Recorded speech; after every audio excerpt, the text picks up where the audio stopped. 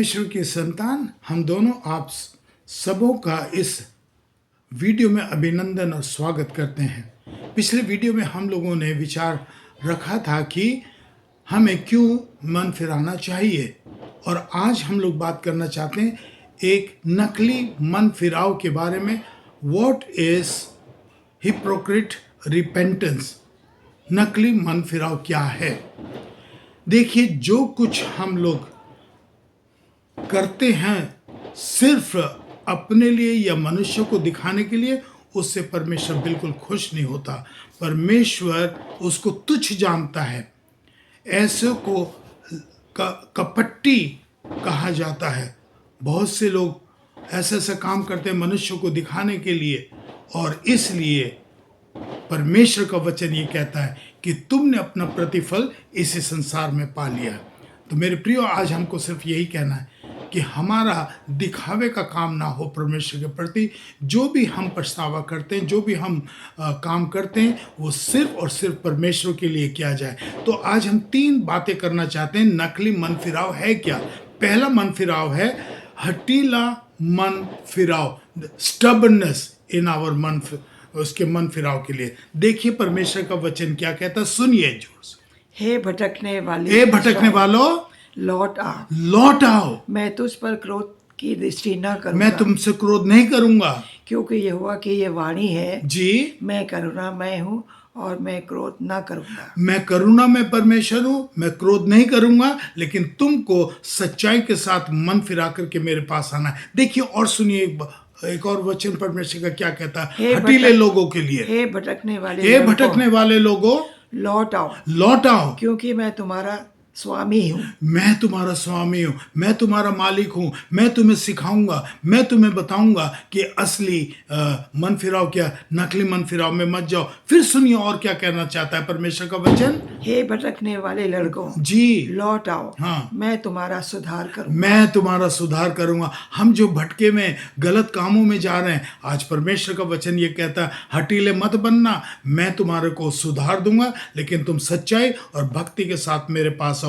मेरे प्रियो, आज हम ये कहना चाहते हैं, बार बार परमेश्वर कह रहा है, वचन कह रहा है, भटकने वालों मेरे पास आओ, भटकने वालों, हठीले लोगों, तुम मेरे पास आओ और ऐसा मन फिराओ कि तुम अपने लिए ही संतुष्टि करो, या अपने को ही खुश करो, या अब दूसरों को खुश करो, मनुष्य को खुश करो। परमेश्वर कहता है मैं ऐसे लोगों से बिल्कुल खुश नहीं हूं, और अगर तुम ऐसा मन फिराओगे तो मैं क्रोध तुम पर करूंगा। मेरे प्रियो, हठीले मत बनिए। दूसरी बात, नकली मन फिराव के लिए वो क्या चीज़ है? वो दिखावे का मन फिराव, दिखाने का। वो क्या चीज़ है? देखिए परमेश्वर का वचन क्या कहता है।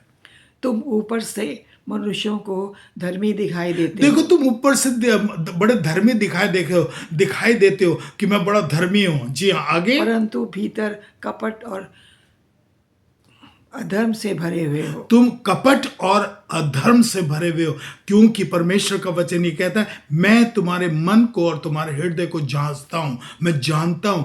तो हम भारी दिखावे से बड़ा कपट दिखाते हैं, हम कपटी हैं, और हम ये कहते हैं कि हम बड़े धर्मी हैं। नहीं, परमेश्वर से हम दिखावा नहीं कर सकते। मेरे प्रियो, प्लीज सावधान रहें कि मनुष्य को दिखाने के लिए नहीं, क्योंकि परमेश्वर हमारे को जानता है। हम एकांत में प्रार्थना करें, हम एकांत में परमेश्वर से बातचीत करें, और परमेश्वर हमारे प्रार्थना को सुनेगा, और जो हम धर्म के काम करते हैं उससे परमेश्वर खुश होता है। दिखावे से परमेश्वर खुश नहीं होता, और वो ये कहता है, सुन लीजिए, अगर हम दिखावे के काम करेंगे, दिखावे के लिए मन फिराएंगे, तो वो परमेश्वर का वचन कहता है मैं उसको एक कब्र के समान समझता हूँ। आप जानते हैं कि कब्र क्या चीज़ है, व्हाट इज अ टूम।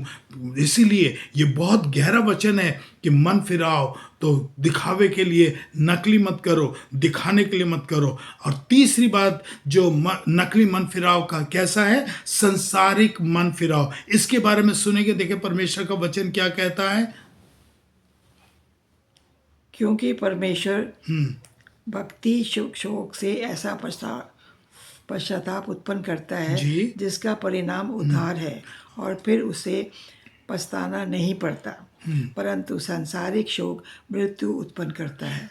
अगर मैं अपना पछतावा परमेश्वर की निगाह में और परमेश्वर के लिए करता हूं तो उसमें उद्धार मिलेगा। वो पछतावा परमेश्वर पसंद करेगा। लेकिन अगर संसारिक जैसे खान पान रीति रिवाज और दूसरों को दिखाने के लिए मैं उपवास कर रहा हूं, मैं और क्या अपना मन फिरा हूं, पछतावा दिखाने के लिए कर रहे हैं, ढोंगी रच रहे हैं, तो परमेश्वर कहता है वो कैसा उपवास होगा? वो तुमको मृत्यु की ओर ले जाएगा। बताइए, हम कर तो रहे मन फिराव की बातें, हम मन फिरा तो रहे, लेकिन परमेश्वर कहता है वो संसारिक है और उसमें तुम्हारी मृत्यु हो सकती है और मृत्यु होगी। लेकिन परमेश्वर की निगाह में वो ठीक नहीं है। परमेश्वर की निगाह में ठीक क्या है? कि हम लोग सच्चा मन फिराएं, ना कि नकली मन फिराएं, परमेश्वर के लिए करें। और देखिए एक और वचन है जो आखिरी में परमेश्वर का वचन क्या कहता है?